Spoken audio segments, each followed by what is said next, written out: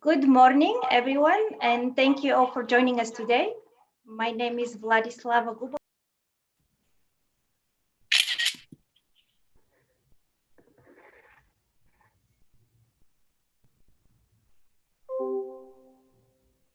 Okay, let's try again. Good morning, everyone. My name is Vladislava Gubalova, and I will be your host today for this event. Thank you very much for joining us. Our event has been jointly organized by GLOBSEC and Hans Seidel Foundation, and I would like to remind everyone that this is live streaming on social media channels. With us today are Barbara Wolf, Ambassador of Germany to Slovakia, Martin Zaborowski, Editor-in-Chief, Republika Nova and a former director of the Polish Institute for International Affairs. And we also have Ionela Maria CIOLAN, researcher, Center for Strategic Studies, National University of Political Studies and Public Administration, Romania, Paul Schmidt, Secretary General, Austrian Society for European Politics, and Teresa Novotná, Senior Research Fellow, Europeum and Free University Berlin, Czech Republic. Thank you very much for joining us today. For Central and Eastern Europe, Germany has been an indispensable partner for some time now. Most Central European economies are export-oriented with supply chains directed towards Germany. In our latest GLOBSEC trends published last December, Germany was identified as the most important strategic partner in Slovakia, Czech Republic, Hungary, Bulgaria, Poland, Romania, even North Macedonia. So the German Council presidency already had certain importance for the region. Within this context, about 3 weeks ago, GLOBSEC published a collaborative report with 14 experts from 9 Central and Eastern European countries on their evaluation of the German president, on their perceptions coming from the region on the president. We mostly agreed that the presidency was one of the more unifying ones in some time, and that indeed the challenges and the pressures, some expected, some not, were rather great. The authors identified some major achievements, but also were objective in wishing for more. Without wasting further time, Ambassador Wolf, coming to you. It has been 2 months now since the end of the German Council presidency, that there has been some time for reflection. Would you give us the German perspective? How has been the presidency evaluated in Germany by the government itself, by the political elite, by the ordinary people?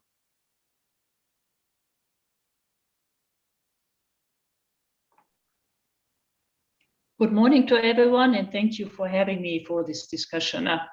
I think to be a little bit more illustrative, I start with a small story on our perception, also on the German presidency, also on my presidency, how I lived it. And just to explain that during our presidency, we regularly had video conferences among the EU ambassadors, among all German ambassadors in EU member states, and with Berlin, so they could update us on where we stand in the presidency. So I vividly remember a meeting we had by end of November, and the colleagues in Berlin recapitulated where we are. And the picture at that moment was quite bleak because there was no agreement on the new generation EU instrument due to the veto of Poland and Hungary. There was no agreement on climate change, and Brexit was also open. So the mood among us was a pretty bleak, almost depressive mood, and everyone thought, oh, this is very tough, will we manage? And then suddenly one of the colleagues came up and said, but we have one good thing, which now already we have achieved. We have a common approach on vaccination, and we have the good decision that the EU will jointly procure vaccines. So now it's 3 months later, and we had a surprising last month of the presidency where many decisions fell into place. And coming back to the vaccination, I think we see nowadays a little bit of discontent also about the vaccination. And despite everyone definitely agreeing that common procurement was a good decision, we see problems in implementation. So why am I telling this story? I think just to illustrate how much the German presidency has been a last-minute presidency and how much the pandemic has really influenced all the presidency and still continues to do so. Picking up some of the remarks also made in the papers, yes, I think it was an achievement that the Brussels machinery has kept on working over the presidency, and there was an increased role of co-repair of the permanent representatives, which played a more stronger role than usual in the presidency, something which also has been acknowledged by Chancellor Merkel in the press conference after the European Council. The other controversial issue, and also it's mentioned in the papers, it's the German strive for inclusion. I think this has really been some of the, really cutting through themes of our presidency, that on all subjects we have tried, and I think mainly also reached to common approaches. Let me now pick up some of the various items also mentioned in the papers. Next Generation EU, the agreement on the multi-annual financial framework, definitely this is a major achievement. We were quite happy that already in July there was the basic decision. Also it's mentioned there will be this common approach in overcoming also the social and the economic consequences of the pandemic, a strong sign for solidarity also to the member states. And for Germany, a big step, I think, it's, as it also described in one of the papers, on sharing financial and fiscal responsibility. And I would assume that now the implementation of the Next Generation EU will remain one of the key focal areas also for the next years to come for other presidencies. I already mentioned, now the next point I'd like to mention is the climate. The climate issue, I think at the beginning of the presidency, a -55 reduction target for emission reductions already seemed quite improbable, also due some of the resistance from economic operators. But finally, at the European Council, the EU managed to have this, and I think also a strong signal for other actors in climate change globally. On rule of law, I see also in your papers a little bit a mixed reaction towards the final compromise for the New Generation EU. But I would like also to mention that during our presidency, we established this new rule of law dialogue. And I would emphasize the word dialogue because it's first of all a dialogue between the European Commission and the individual member states, and then also among the member states, a dialogue on the various chapters and the issues. And we already have 5 country chapters during our presidency. And I think we are quite happy that this is a new instrument based on dialogue and also facing probably common understanding. On Brexit, finally, one of the major achievements, which is more due to the European Commission and to the excellent negotiation of Michel Barnier, I think really an outstanding signal of EU unity also, and the EU member states sharing same positions. More definitely would have been possible on migration, on the Pact for Asylum and Migration, although I would not be as negative as some of the comments, because it was possible to discover some common ground on the basis of the Commission proposal, also some common ground on the issues of solidarity. But definitely there remains to be a discussion on what concretely the forms of solidarity are. Another point, I think, where we would like to have to see more progress is enlargement. I think everyone was a little bit disappointed that it was not possible to open some more chapters. A final word I would like to make on some of the activities, unfortunately do not come as often, not so often. We try to reach out very much on a European public sphere, having quite many public events, which were still possible under Corona conditions. Faces of Europe, for example, photographic event, Earth Speaker, some communication between children and decision makers on their aspirations for climate change and other environmental issues. And I think this is something which we deem important to have this dialogue with the public also, in addition to some of the other events like the Future of Europe, to have this continuous dialogue between the public and the political sphere on Europe. And I would leave it like that as an introduction. Thank you very much, Ambassador Wu, for giving us a good overview of the presidency itself, some of the more positive sides and some of those that there is more work to be done in the future. Martin, I'm going straight to you. Now, what are your reflections on the presidency, and more specifically, can you distill some specific consequences that some more positive or some more unfortunate ones that you are foreseeing in a short or long term for Poland, for Central and Eastern Europe, even for Europe in general? Okay, well, thank you for having me to start with, and thank you, Ambassador, for your remarks, which were unusually frank for the diplomat, because you did identify that not everything worked like 100%. That's unusual and very frank. Thank you for that. I think that one of the biggest successes of the presidency is that we actually were aware that there was a presidency.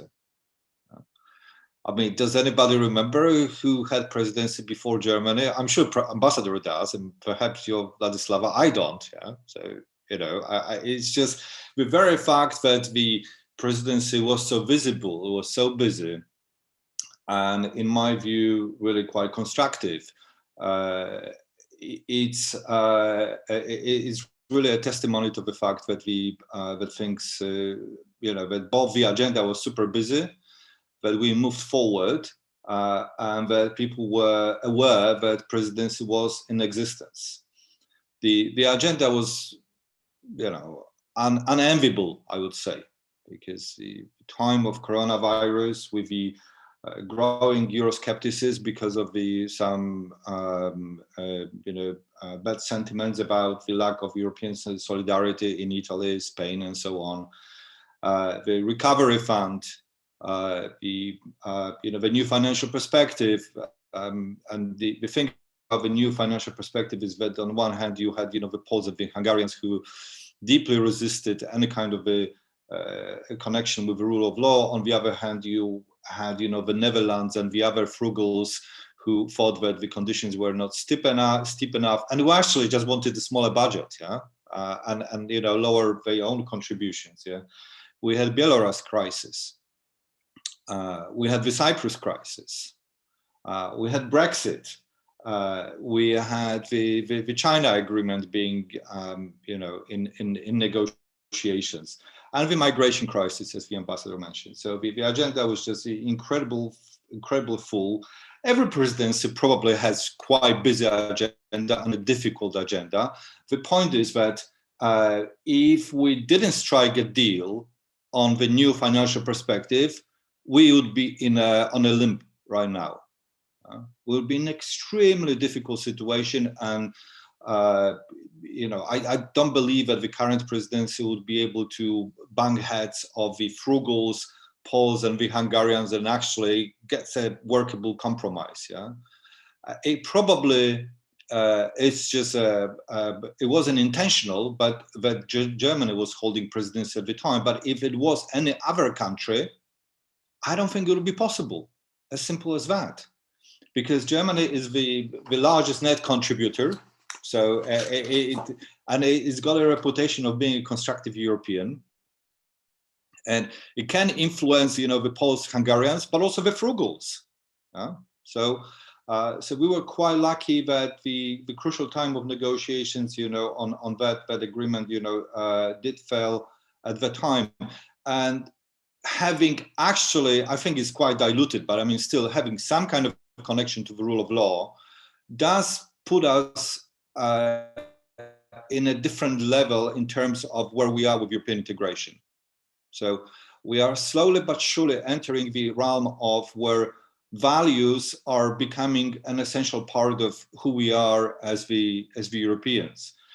And there was another fact in it, also the recovery fund, with Germany for the first time actually agreeing to sharing responsibility on borrowing on markets. Every member state now is responsible for that. So but again, it's not quite Eurobonds. We are not in this realm yet, but it is a major advancement of European integration, really. This kind of sharing in responsibility. So this is on on positives, on the on, I wouldn't say negatives, but I mean on more of the gray areas. Well, we were in the midst of really major crisis in Belarus, and presidency didn't manage to find an agreement on sanctions for the first, 3 or 4 months of the running of presidency. So no sanctions were being agreed. And as we know, the sanctions were actually blocked to some extent by Cyprus, who also wanted sanctions, but against Turkey. So we have this situation that the member states just can use this platform to extract their own particular interests and actually block common action. So that's very regrettable.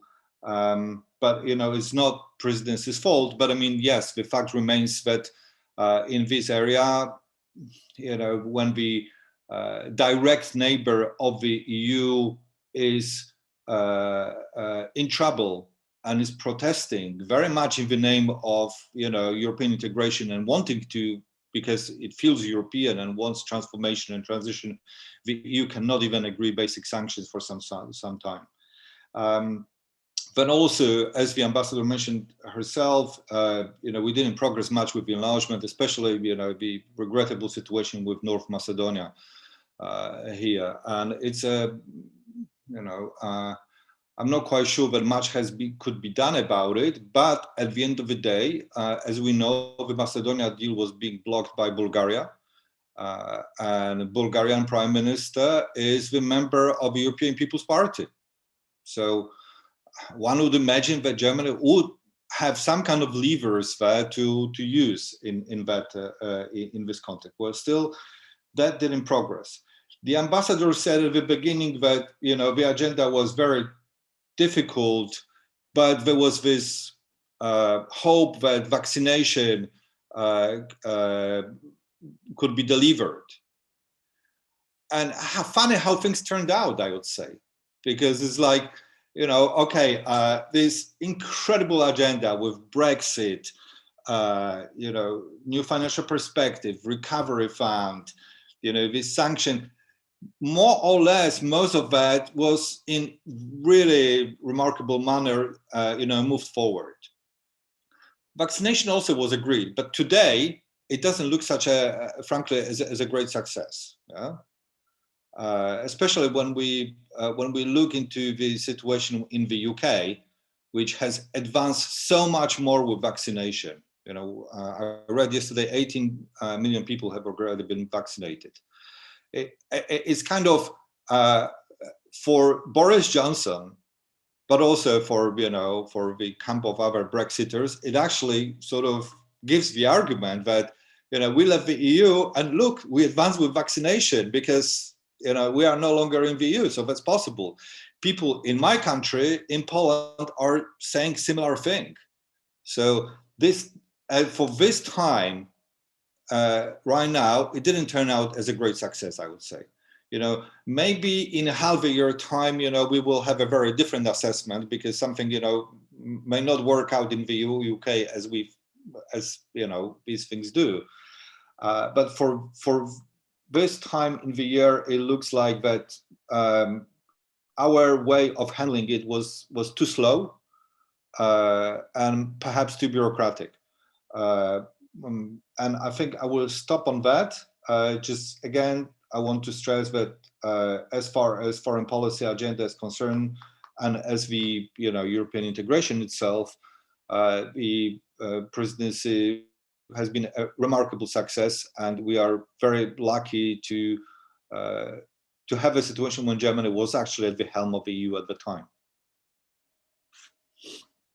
Thank you very much, Martin. Very interesting points, especially that your first one, that we actually noticed that there was a presidency, and I wonder if this will become also the new stand. Presidencies will be able to uphold to this standard, but that brought quite a bit of importance, I think, and not only the political elites, but probably the ordinary citizens paid a little bit more attention in the past 6 months and all of the developments. And it was interesting that you pointed out that we can talk about actually real steps towards the European integration through the rule of law, through the sharing responsibility, fiscal responsibilities, that we are really starting to move from theoretically speaking about reform towards some steps, practical steps.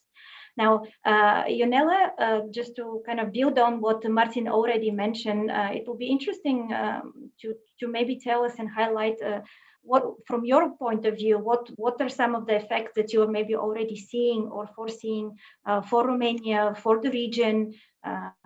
You have in our report talked a little bit about the agreement with China on investment, and this week in the European Parliament, there was a heated discussion exactly about this last minute signed agreement. Maybe you can give us some insight to your thought process.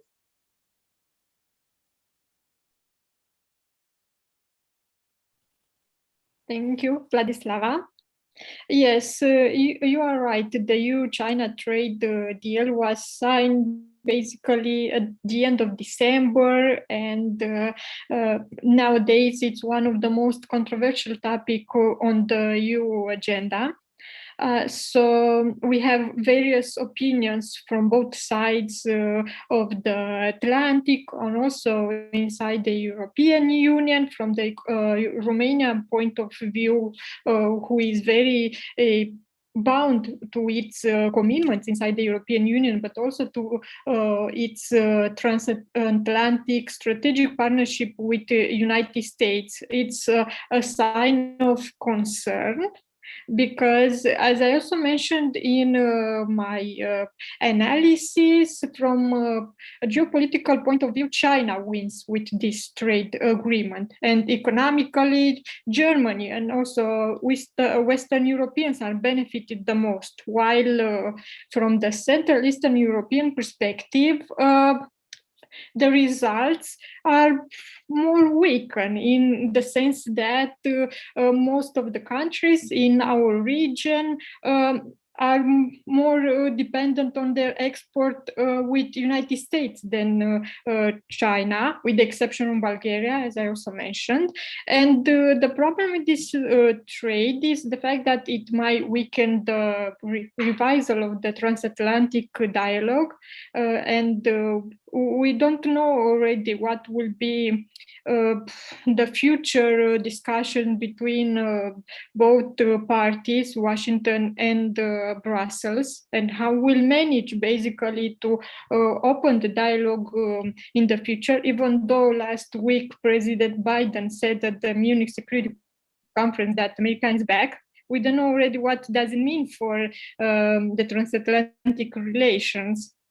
So this is one important thing. And the other element which I would like to mention also regarding China is that basically for Romania and also Eastern Europeans had more expectations in regarding to the foreign policy and security agenda of the Berlin presidency. And in this way, we feel that Berlin lacked the drive to project the European Union as a global actor.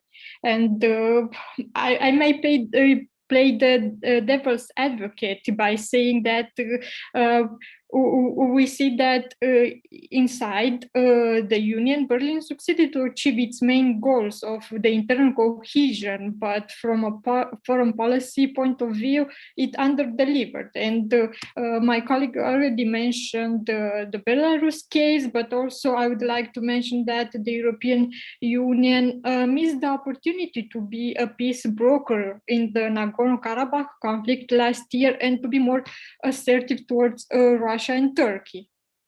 So this, when it comes to our neighborhood, but also it's also important to mention, moving back to China, that we feel that Germany failed to propose a EU common stance on the Chinese 5G networks, because we see that nowadays inside the European Union, the member states have conflict responses towards the Chinese 5G networks.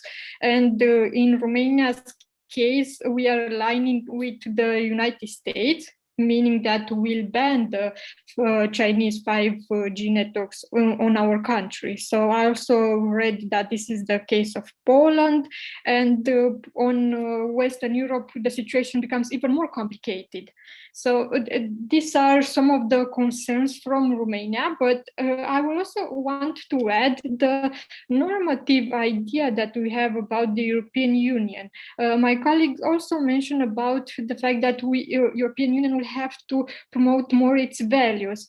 But I feel that now we are moving from that idealistic value-based normative agenda toward more pragmatic realism. In case of the European Union, we see that with the EU global strategy, we see that nowadays, even in this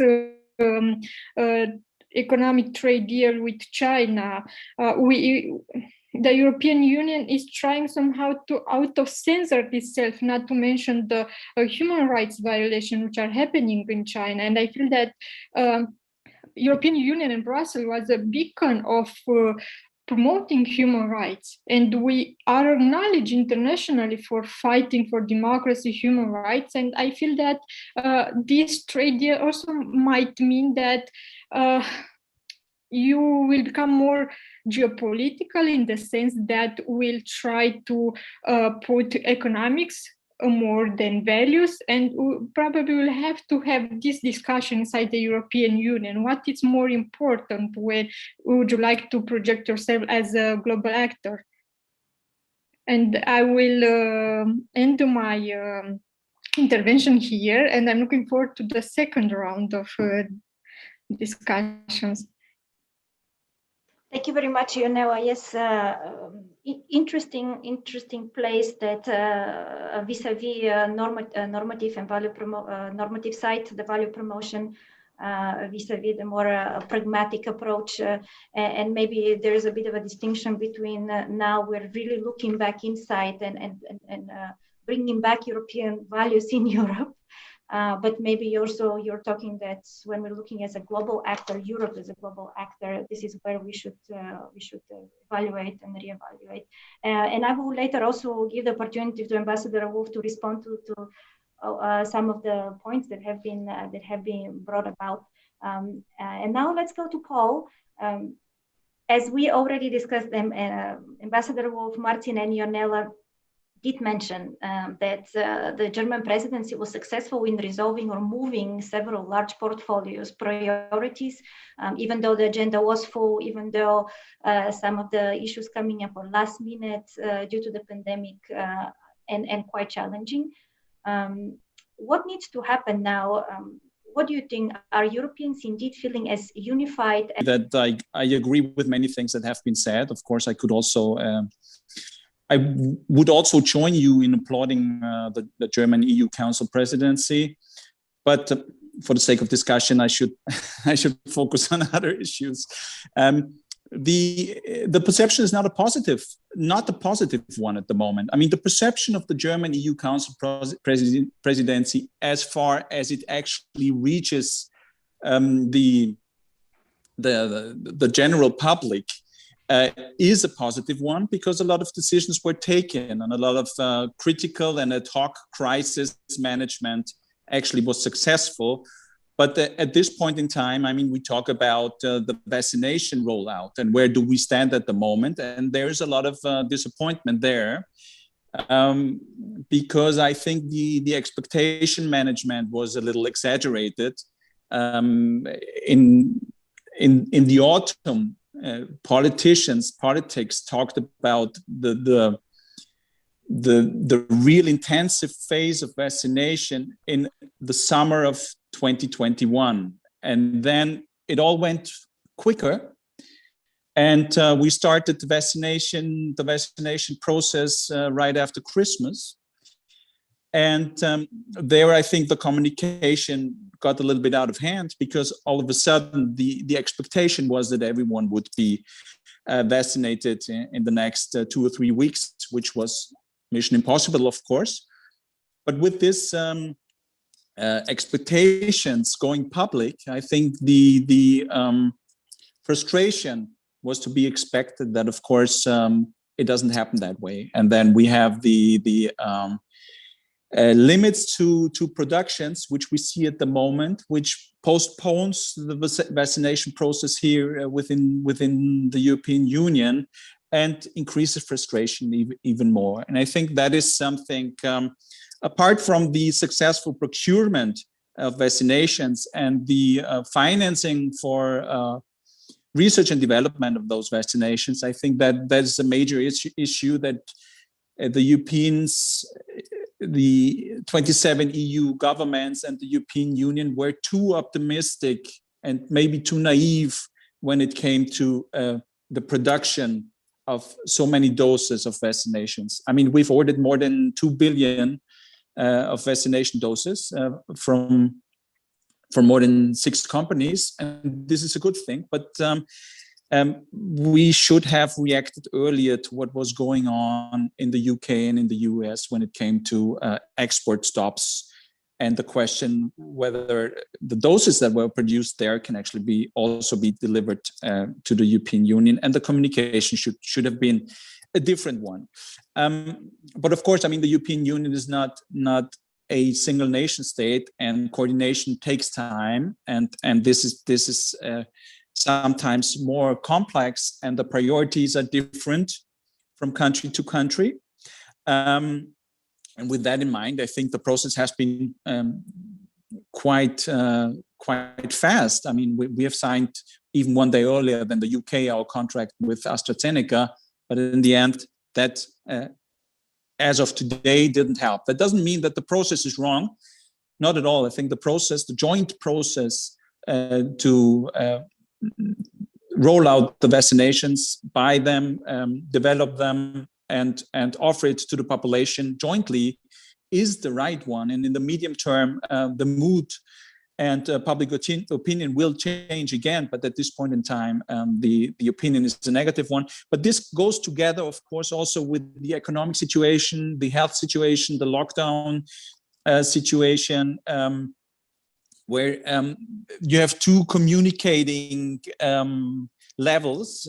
Once you have a disagreement and discontent and dissatisfaction with the national political level, it of course spills over to the European level. It's not immune from this, and I think there we have to improve our communication. We have to speed up our decisions, and we have to make sure that the political ownership of this process is here to stay, and that we are quicker from. We can fill the gap between taking the decision and implementing those decisions. I mean, take the Next Generation EU fund, which is very, very important. But it was, of course, already decided. The volume was decided in the summer, and then we had the issue with the EU budget, of course, and then we had this big decision in autumn before Christmas. But it takes just very, very long because it is just a huge amount of money also, and then you have to go to the market and organize it and get the national plans, the reform plans in order and give green light to it. But it takes very long from the decision until the money reaches actually the national economies. And I think that there's an issue here which we have to tackle. What needs to be done? I mean, we also have to launch this conference on the future of Europe. I mean, I think rightly so, the German EU Council presidency focused very much on the ad hoc crisis management. But of course, there are medium-term strategic and structural issues which we have to tackle as well. It has to be a conference on the future of Europe, which is worth its name. It has to be a serious reform process with serious ownership, where you don't just hold public debates for the sake of it. I think they're a good idea, but this is not enough. You actually have to show willingness and openness to change things. I think that's important. My third point would be, I think was mentioned by the ambassador, we have to solve the issue of the common EU asylum and migration policy. I mean, we're just moving around in a roundabout, doing circles, but not really getting to the grain of things and taking decisions there. But these decisions are important and expected from a European Union, which needs to work. And what was also mentioned was the global stage. The European Union is a global actor.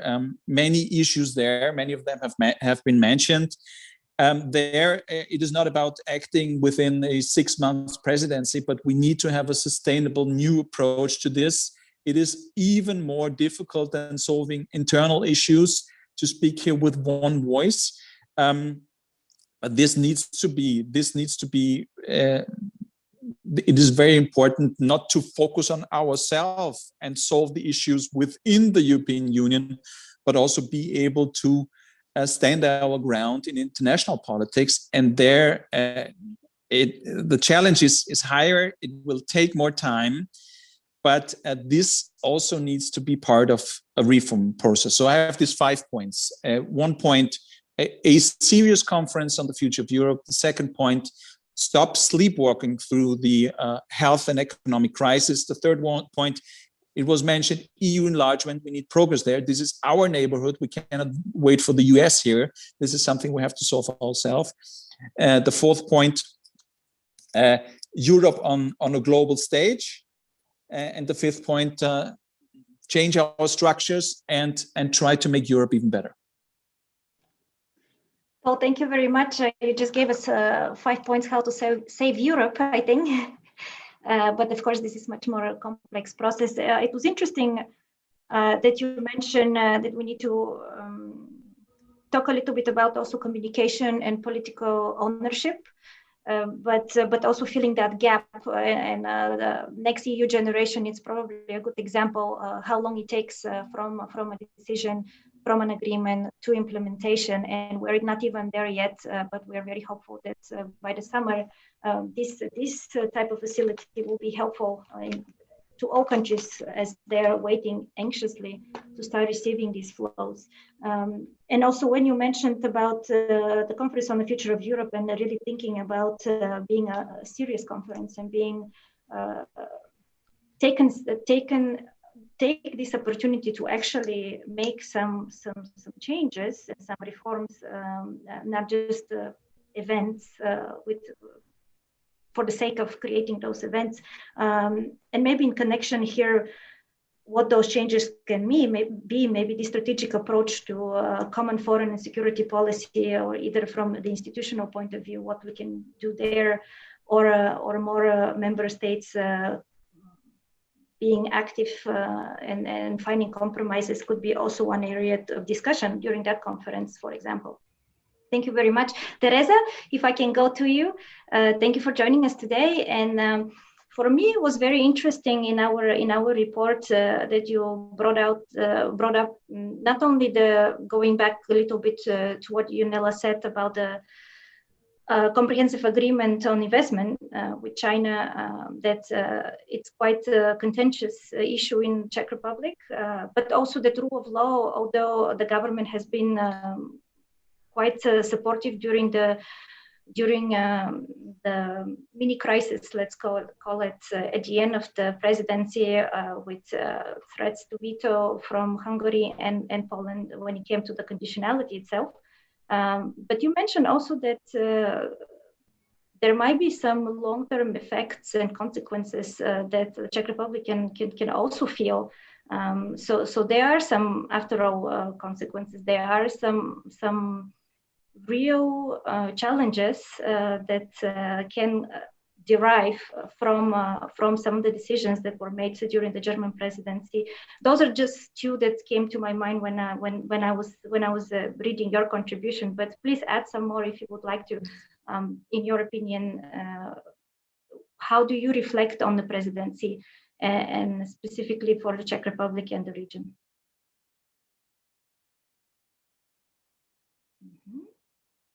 Teresa, are you with us? Okay, while we wait Teresa's connection. Teresa? Hello? Yes. Okay, hi, hello. So sorry, I think Yeah, I think there was just an issue with the internet connection. Not a problem. Were you able to hear us? I think I heard most of your questions, so okay. I'll just continue on that. Go for it. So thank you very much for having me here. I was actually first thinking about, what background photo I should use, whether I should use the one for the Europe, which is a think tank I work with in Prague. And, as a Czech, that would make sense.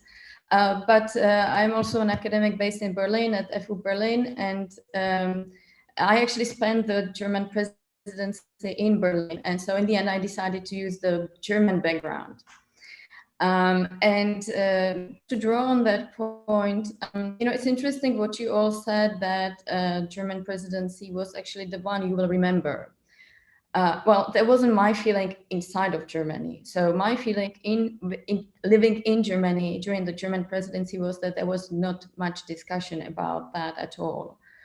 And that was slightly surprising for me, especially because I've always expected that Germany is a very pro-European country. And, it was also the third EU presidency that Chancellor Merkel was participating in or even running. So she was once a minister in 1994. She ran one presidency in 2007 as a chancellor before. But I guess it all goes down to the fact that it was the first true, pandemic affected presidency. So, most of the discussions that I've read in papers or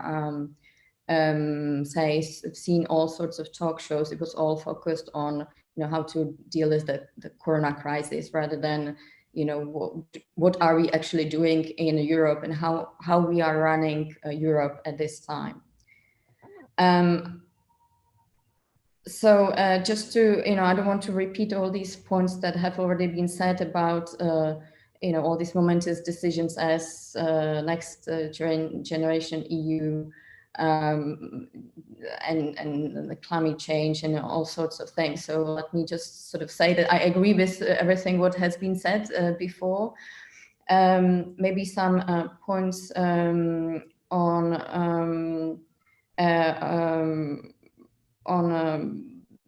the let's say the PR side of things. I mean, I used to follow what the spokesperson for the permanent representation to Brussels used to tweet, Mr. Fischer.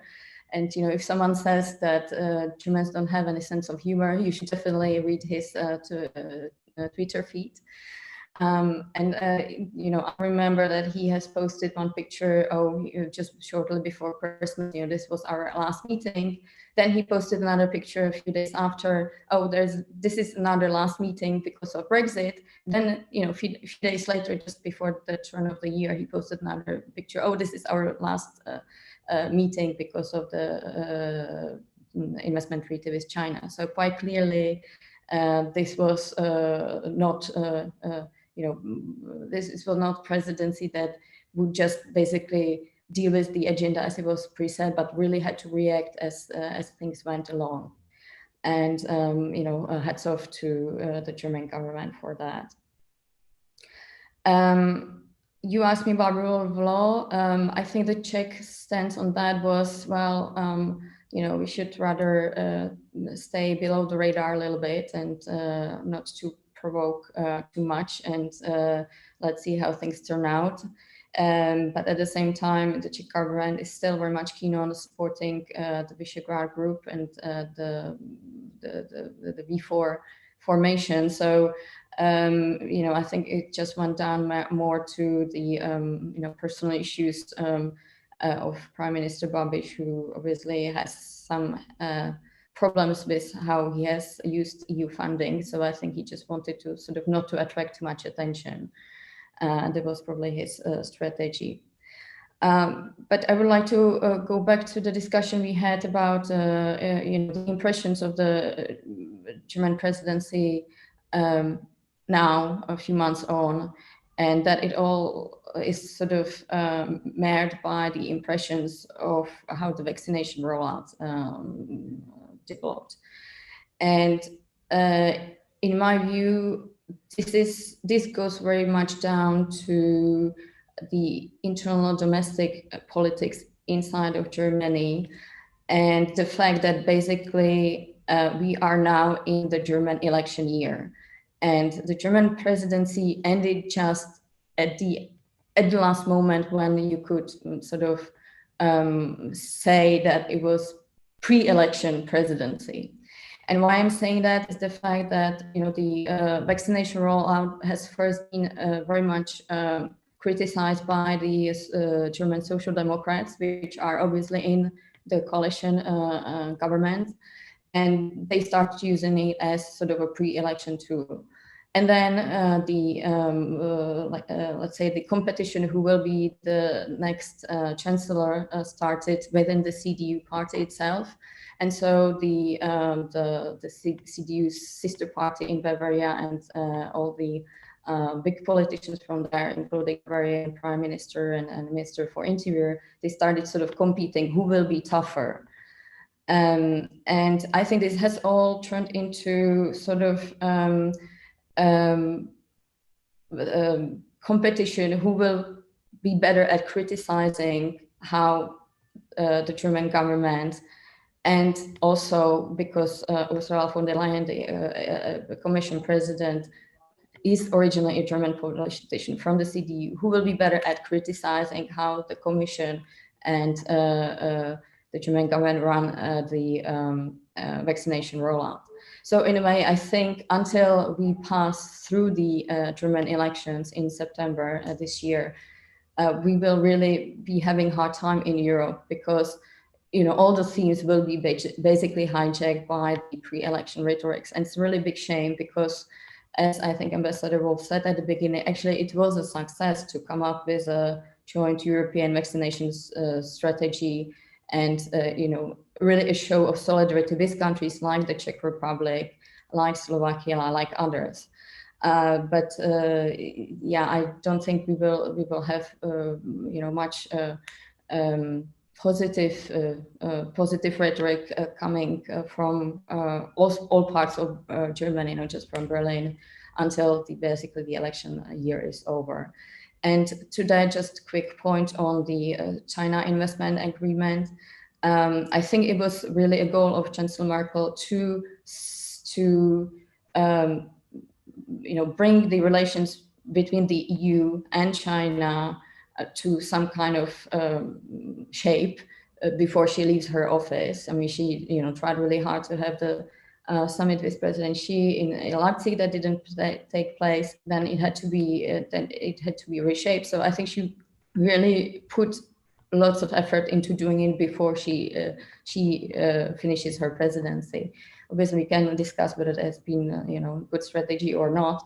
But this is where we are at the moment, and obviously this is going to be one thing which will be very much controversial also domestically in all the member states.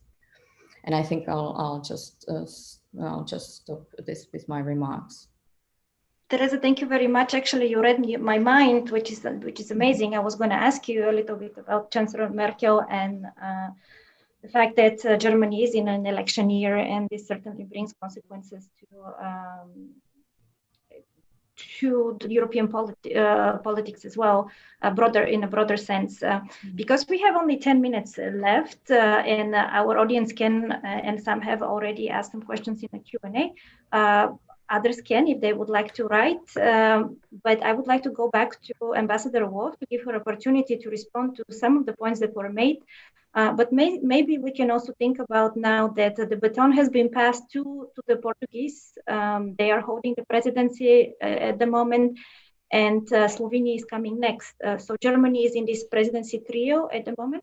Ambassador Wolf, would you tell us a little bit about what kind of continuity you see that from the priorities and from the policies that the German presidency has been pushing for, that we can see this year? And what can we expect this year, in your opinion? And then after that, I will try to ask a question, but everyone feel free to respond or to comment to everybody else that what they have already said, so we can keep with the time. Thank you very much. Ambassador Wolf.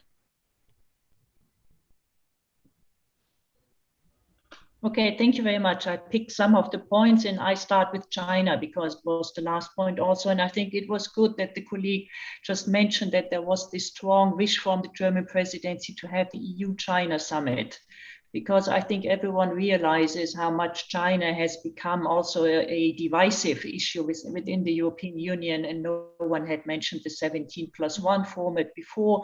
But we really had thought it would be possible to have this EU-China summit, which would have been a good possibility, I think, for a common stance on many questions with China, but unfortunately, we did not manage. I think on the trade agreement with China, this has been 7 years already under discussion and under preparation. It's our feeling that there are many clauses inside there which should improve also security for the German or for the European investors, for all investors in the sense of having also better access to China. So we think that there are many issues inside this agreement which are common issues for us and the United States. And as someone had already said, I think the first signals we are getting, everyone is getting from Washington, be it through the speech of President Biden in Munich, also through the attendance of Secretary of State Blinken already in the General Affairs Council, is one of a openness, a better cooperation, and we are sure that there will be much space also to discuss China from the EU's perspective with our American partners and friends. I think on vaccination, I could not agree more on what has been said from Vienna. I think expectation management is a huge issue, both nationally as from the European side. I think one has to be realistic in what can be done in a short time on vaccines. But again, I think one should be conveying a realistic issues. And I also think this will be an issue which will keep us busy over the next times. On a next generation EU, why it takes so long, I think no one has mentioned the European Parliament having to play quite an important role, and also to state that the negotiations have been taking quite long with the European Parliament, also on next generation EU. And then also I have some sort of understanding for the European Commission on being quite strict on also then later evaluating the proposals for this recovery and resilience plans, because at a certain time it might become an issue again, besides among the various groups, starting from the Frugal Four to the other ones, that there are clear-cut criteria on the use of these funds. But nevertheless, I think everyone agrees that these funds should be coming as soon as possible. On the issues of value-based foreign policy, I think one has to be realistic and see there are different approaches within the European Union. We could see it very well also as regarding the reactions to what happened in Washington before the elections. So I think common values is an issue to be forged, but there are different point of views. I think one has to be realistic on this.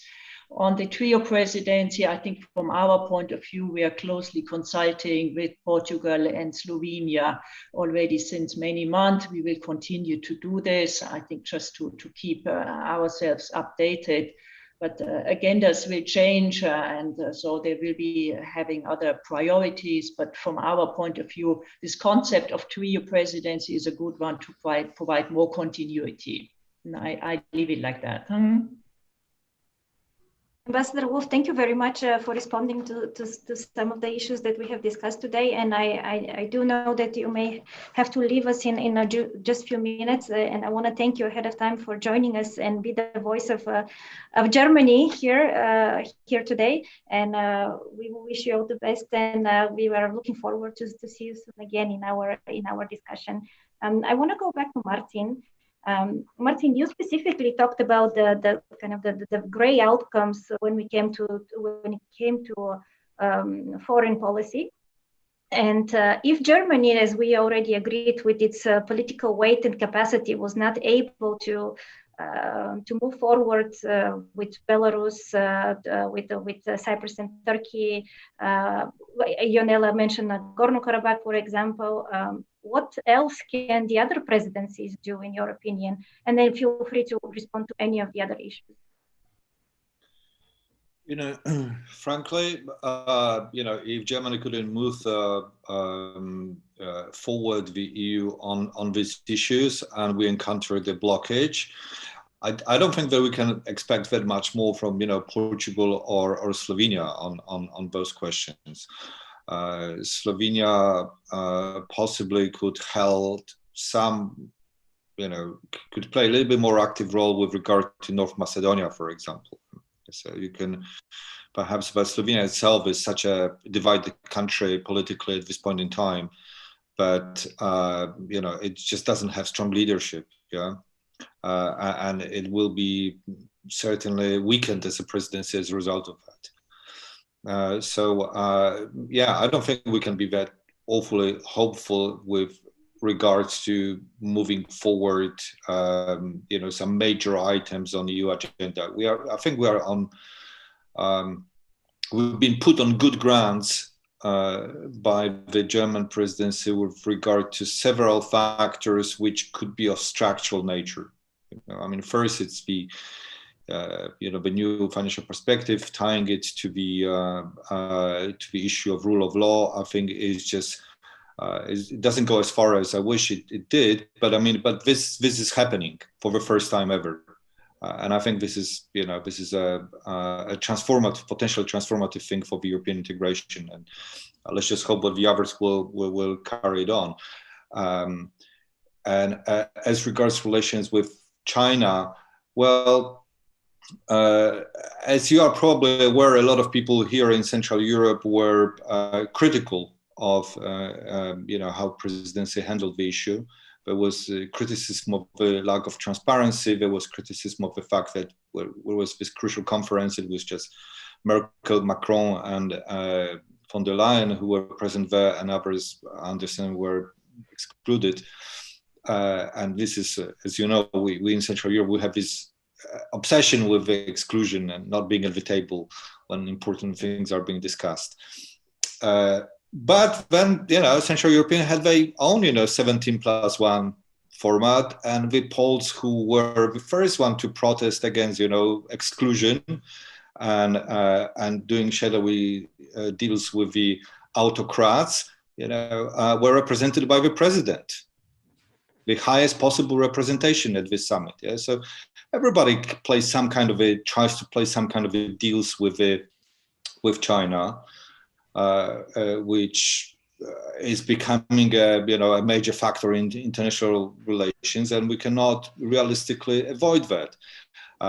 And you know, the argument which the Poles used during the negotiations of the CAI, that the US administration should be consulted, that this level of consultation was insufficient. Of course, we can expect that the Americans will not like our agreements with China.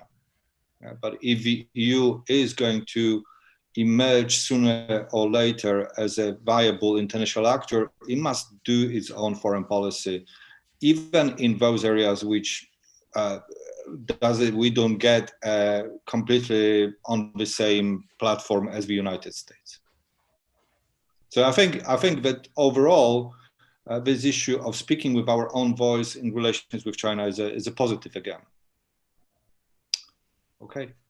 Thank you very much, Martin. It's an interesting point that this brings, that where do we stand in the European Union? On one hand, we are having a quite heavy discussion about strategic autonomy, and to some, this type of drive towards some kind of independence or having our own policy. This is an example that it can be seen as such. And on the other hand, pointing that just recently the summit, 17+1 with China was a different kind of summit this time, that 5-6 of the members actually sent lower level representatives in a symbolic act maybe. And where Poland did send their had representation by sent, I mean, their president. This also says something. Paul, I can go next to you if you would like, so you can react to what Martin was saying. Then Ionela and Teresa will be our final commentator. Paul, go ahead. No, I just want to add that I think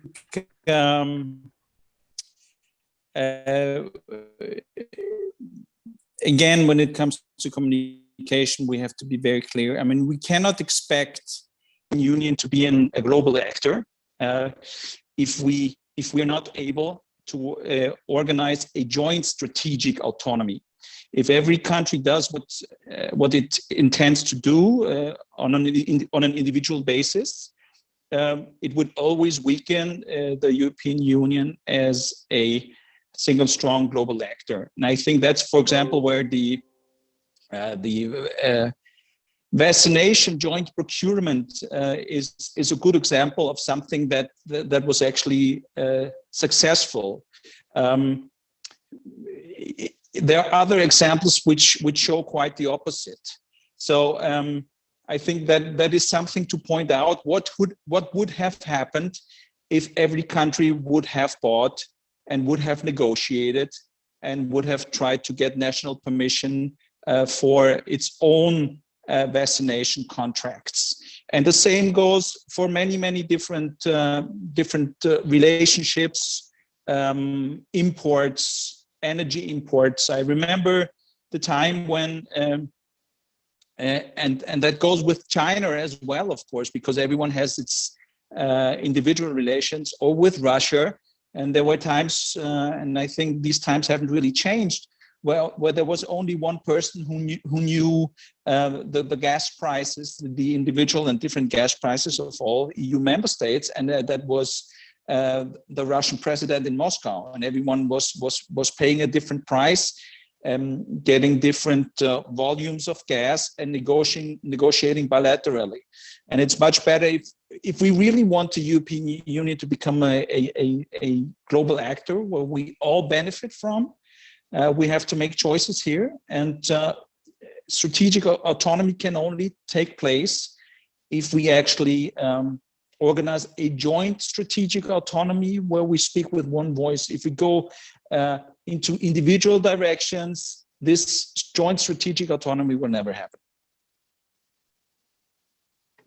Thank you very much, Paul. Yes, interesting point on that. We know that this topic itself is controversial as it stands. There is no agreement on strategic autonomy, not even on the terminology itself. So we are a long way away from it. But yes, there is the strategic compass being prepared right now, trying to build the strategic culture, this new strategic approach that we can build on. Ambitious project that will start bearing hopefully initial fruits this summer.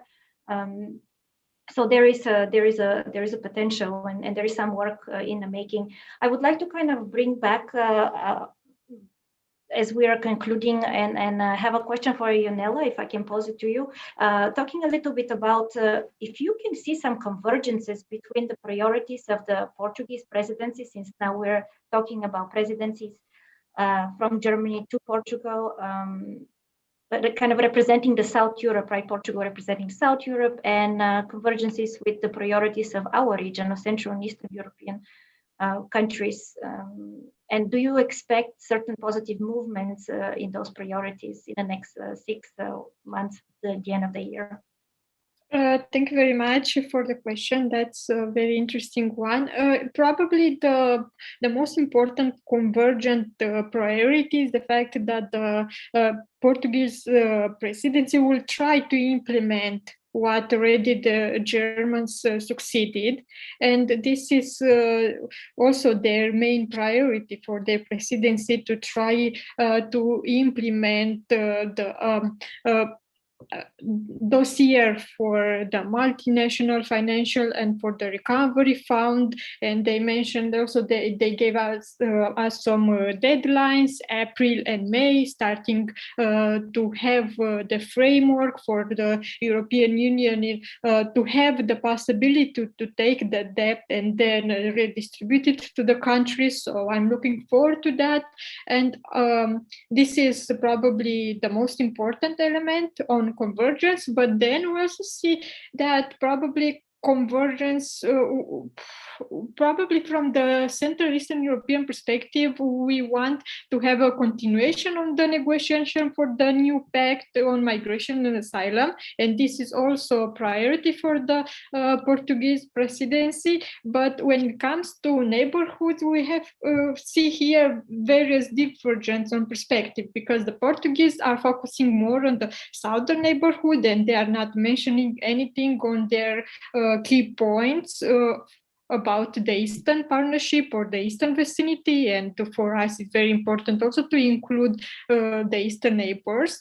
And I would also like especially to discuss more within the Portuguese presidency about this growing geopolitical competition in the Western Balkans, when we have the Russian, the Turkey, and we have China nowadays. We have this vaccine diplomacy and economic aids, and I feel that the European Union is losing a lot of soft power in this region because we are reacting way too slow, or not at all in some cases. So I feel that it's a lot of gap to be covered and a lot of work to be improved. And from what I also read so far about the Portuguese presidency is that they will try to balance China, because we are speaking about the EU-China relations and how that will influence the European Union.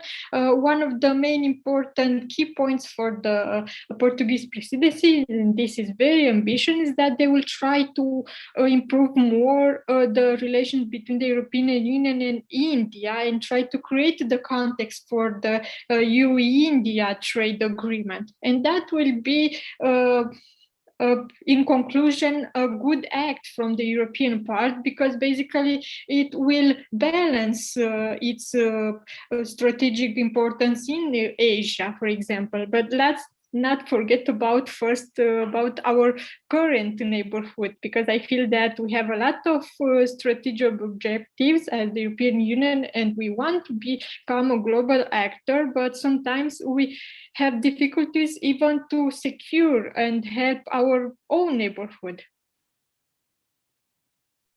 Ionela, thank you very much. Indeed, while we're looking at these big actors and the big strategic approach and geopolitical movement, European Union as a one geopolitical actor, strong actor, we probably should secure our neighborhood first, indeed. Teresa, since you have your background with the Free University of Berlin, I just can't resist, and I would like to ask you a little bit about Chancellor Merkel, because her era is about to end. Obviously, all of us are in one way or another closely following the domestic developments. You already spoke a little bit how those have been influencing perhaps the presidency and in these days a certain political movements within the European Union. But in your opinion, what would change for Central and Eastern Europe with the election of the new chancellor? We know that Chancellor Merkel had a special relationship with our region, but can you tell us a little bit what is your sense being there, and what you hear from the potential candidates for chancellors, overall the political elites? What can we expect in our region from Germany in the coming years? Yes, that's a very nice question. Well, first of all, we can't expect any fellow East German to run Germany anytime soon. So obviously all the candidates for the CDU leadership and potentially chancellorship are from the western parts of Germany. So there will be slightly different affinity to Central and Eastern Europe. What I would say, these days, the competition, the pre-election period is even more difficult, because although we now have the new head of the CDU as a party, Armin Laschet, the Prime Minister of North Rhine-Westphalia, it's far from clear that he is going to be actually the CDU's candidate for the chancellor. And that's slightly unusual situation, because normally in the past you would quite clearly have the head of the CDU party as the candidate for the chancellorship.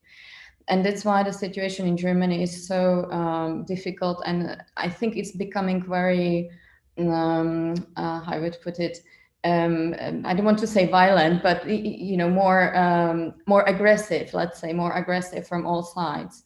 And obviously, it doesn't help that the context is the COVID pandemics. So on one hand, you have the current health minister, Jens Spahn, who may possibly be running. Armin Laschet obviously wants to run, but you also have the members of the CSU, Markus Söder, the Bavarian prime minister. And it's not too clear at all who might become the candidate for the chancellor. And from our perspective, obviously, if we, for instance, look at now at the situation at the borders, for the Central Europeans, despite the fact that the Bavaria is our neighboring state, to have Markus Söder as the next chancellor, it probably wouldn't be such a great situation for Central and Eastern Europe. So we should root for those more further in the West. What's also difficult is that it's not clear what the future coalition will be. There's lots of discussion that there may be CDU Green government in the making, but the Greens at the moment are in the opposition, while the coalition is composed of Social Democrats. So again, it sort of is a bit difficult to kind of find out who are the sort of the future partners. And it's quite interesting also when it comes to the the situation in the European Parliament, where the chair of the China delegation, Reinhard Bütikofer, is quite a well-known critic of the investment treaty, yet he comes from the Greens. So if in future there is a CDU Green government in Germany, we may possibly expect that his criticism in the European Parliament will probably be less vocal than it is at the moment. So in a way, it is all in flux. And I would say maybe one point how it affects Brussels or the European Commission is clearly the fact that Ursula von der Leyen is one of the significant German politicians from CDU, and because of this election campaign, she's also becoming the target of criticism of German politicians, not as a leader of the European Commission, but as a former significant figure within the CDU. So in a way, from the European perspective, it would be good to think in the future, how to really elect or how to choose the president of the Commission, and think back about the Spitzenkandidaten system, or different way how to choose the Commission president, so that we avoid in the future the situation that the president of the Commission is sort of becoming a part of the election campaign in one of the, especially the big member states. And I think that would be a good impetus for the conference for the future of Europe, as Paul mentioned. Teresa, thank you very much. Interesting point. Indeed, we see that even in Germany domestically, and when it comes to elections, things are complicated. Decisions to be made would be quite tough, and it will influence the whole Europe. We do know, at least from the point of view, if Mr. Söder runs, that he is a big fan on transatlantic relations, and then on that side, within our region, this is important, and this is notwithstanding. So this is one positive that I can extract for sure. But just to conclude, thank you very much for joining us today. Thank you for bearing the extra 15 minutes with us. I hope that this was interesting. I think that we were able to reflect a little bit on the presidency, the one that we'll remember, but also to point out that much more is left to be done, to wish good luck, good focus, and good decision making, and ability to compromise and to bring partners together to Portugal and Slovenia and other presidencies. Thank you to the speakers for joining us. Thank you for bringing the issues that are important to our region. I hope the conversation continues as we move on in the future with not just presidencies, but with the Conference on the Future of Europe, for example. We already mentioned that this is an opportunity to be taken and it is important for our region for sure. Wish you all a sunny, beautiful Friday, and to all of you, goodbye from Bratislava. Thank you. Vladislava.